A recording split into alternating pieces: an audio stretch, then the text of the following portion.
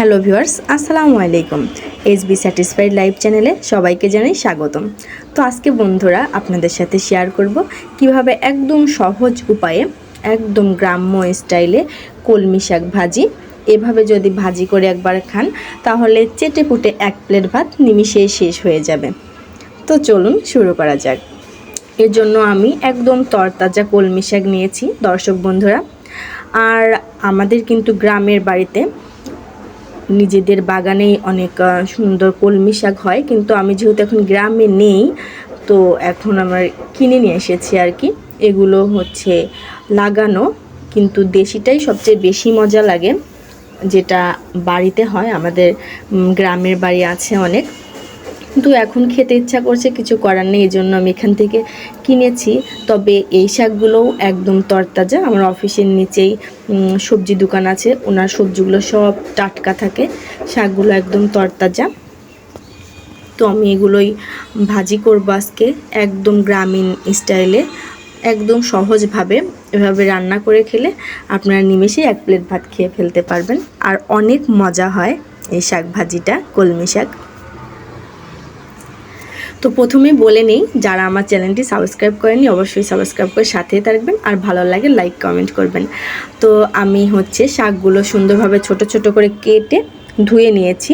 সবগুলো কলমি শাক কেটে তারপরে ধুয়ে নিয়েছি। আর এখানে হচ্ছে কাঁচামরিচ কেটেছি অনেকগুলা, আর পেঁয়াজ কুচি, রসুন কুচি। আমি যেহেতু কাঁচামরিচ ঝাল বেশি পছন্দ করে জন্য কাঁচামরিচ নিয়েছি বেশি, আর শাক ভাজিতে কাঁচামরিচ বেশি দিলেই ভালো লাগে।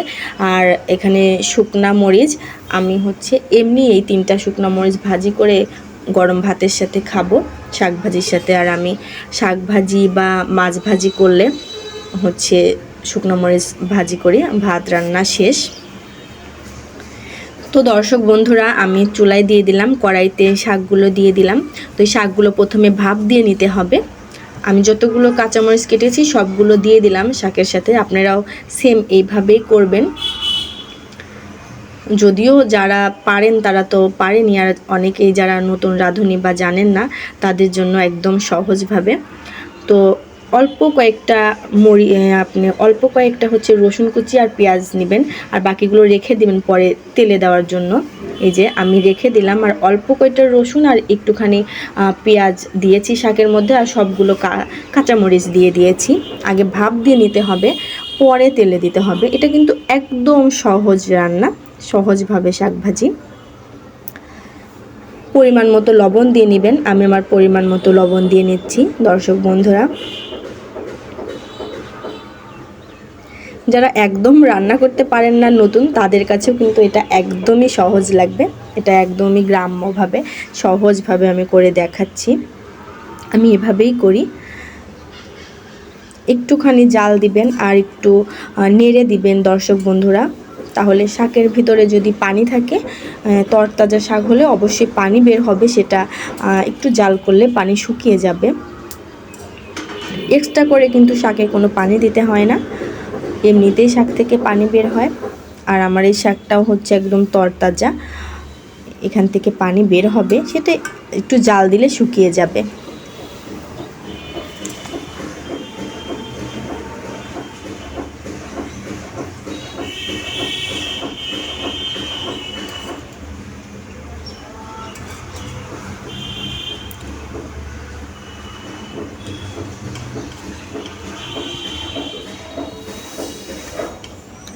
দর্শক বন্ধুরা, আপনারা চামচের সাহায্যে শাকগুলো চারপাশে একটু যদি ছড়িয়ে দেন আর মাঝখানে একটু গোল রাখেন গর্তের মতো, তাহলে কিন্তু যত পানি বের হবে শাক থেকে সবগুলো মাঝখানে আসবে, এমনিতে তাড়াতাড়ি শুকিয়ে যাবে। আমি এভাবেই করি, চারপাশ থেকে শাকগুলো সরিয়ে দিয়ে মাঝখানে পানি চলে আসে, একাই শুকিয়ে যায় খুব তাড়াতাড়ি।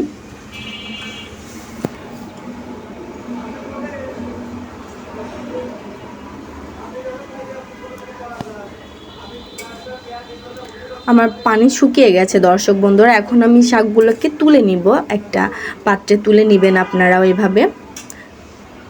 প্রথমে ভাপ দিয়ে এভাবে তুলে নেবেন। আমি তুলে নিয়েছি দর্শক বন্ধুরা। এখন হচ্ছে তেলে দেওয়ার পালা। তো আমি কড়াইটা ধুয়ে নিব সুন্দর করে। কড়াইটা ধুয়ে না নিলে লেগে যাবে। তো কড়াই ধুয়ে আমি আবার তুলে দিলাম। তো আমি আগে এই 3টা শুকনো মরিচ আগে ভেজে নেব। এটা আপনাদের করতে হবে না, আমি ঝাল বেশি পছন্দ করি, এজন্য আমি শুকনো মরিচ ভেজে খাই শাক ভাজি করলে। আর আমরা গ্রামে বড় হয়েছি, গ্রামে ছোটোবেলা থেকে আমরা শাক ভাজি করলে আমার আম্মা হচ্ছে শুকনো মরিচ ভাজি করতো। মাছ ভাজি করলেও আমরা শুকনো মরিচ ভাজির সাথে খাই, অনেক মজা লাগে, এখন পর্যন্তও খাই আমি। আপনারাও একবার ট্রাই করে দেখতে পারেন, শুকনা মরিচ ভেজে শাক ভাজির সাথে খাইলে কিন্তু অনেক মজা লাগে। তো আমি ভেজে নিয়েছি। তারপর ওই তেলের মধ্যে আমি যতগুলা পেঁয়াজ কুচি আর রসুন কুচি রেখেছিলাম সবকটাই দিয়ে দিলাম। এখনই বেশি দিতে হবে, আর প্রথমে তো অল্প একটু একটু দিতে হবে, আর সবগুলা মরিচ দিতে হবে। তো আমি সুন্দর করে ভেজে নেব বাদামি কালার করে।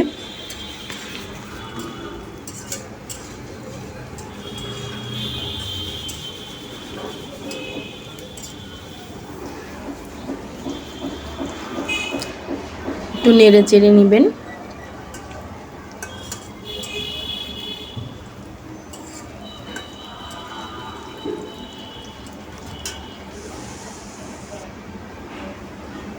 সুন্দর করে বাদামি কালার করে ভেজে নেবেন।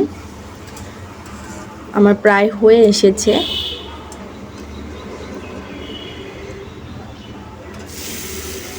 সুন্দর বাদামি কালার হয়ে এসেছে। এখন শাকগুলোকে ঢেলে দিতে হবে দর্শক বন্ধুরা। আমি কিন্তু একদম সহজভাবে দেখিয়েছি, একদম নতুন রাঁধুনি যারা তারাও কিন্তু করতে পারবেন একদম ইজিলি। এখন সুন্দরভাবে নেড়ে চেড়ে দিবেন।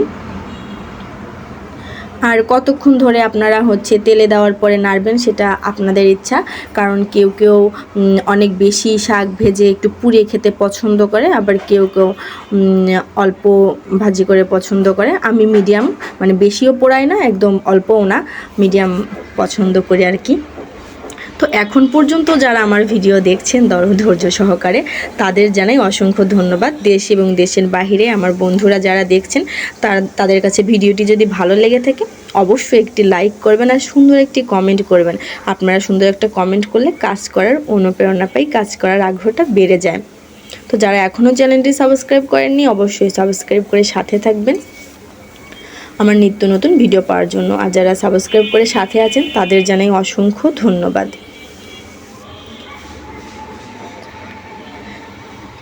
তো আমার ভাজি কিন্তু প্রায় হয়ে গেছে, হ্যাঁ হয়ে গেছে। আমি এখন নামালাম, আমার ভাজি কমপ্লিট। আপনারা চাইলে আরেকটু ভেজে নিতে পারেন, তো আমার মনে হয়েছে এটাই পারফেক্ট। তো আমি সুন্দরভাবে গরম গরম ভাতের সাথে পরিবেশন করেছি শুকনো মরিচ দিয়ে।